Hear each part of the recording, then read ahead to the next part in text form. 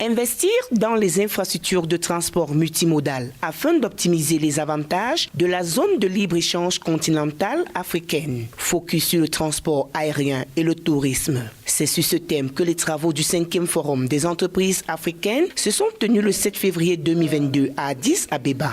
Ce rendez-vous annuel du donner et du recevoir vise à engager en 2022 les secteurs privés et publics africains pour une optimisation collective en vue de réaliser l'agenda 2063 de l'Union africaine et le programme de développement durable à l'horizon 2030. Si l'Afrique doit se développer et se construire davantage, nous devons regarder le secteur de services. Et quand on parle de services, oui, nous connaissons tout le secteur bancaire. Et l'on se focalise très vite dessus. Pourtant, il y a 2 autres secteurs que nous oublions.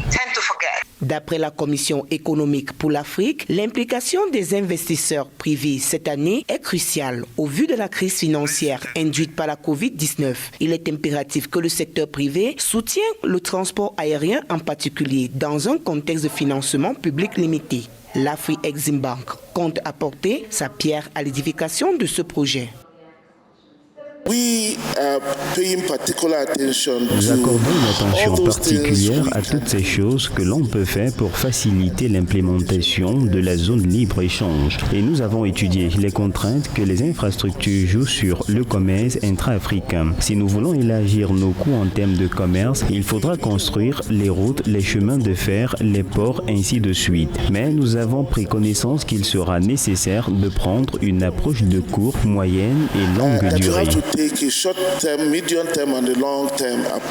La session d'une journée de l'Africa Business Forum qui a réuni des chefs d'État, chefs d'entreprise, experts et autres acteurs clés en présentiel et virtuel s'est apaisantie sur comment réglementer et faciliter le tourisme intra-africain.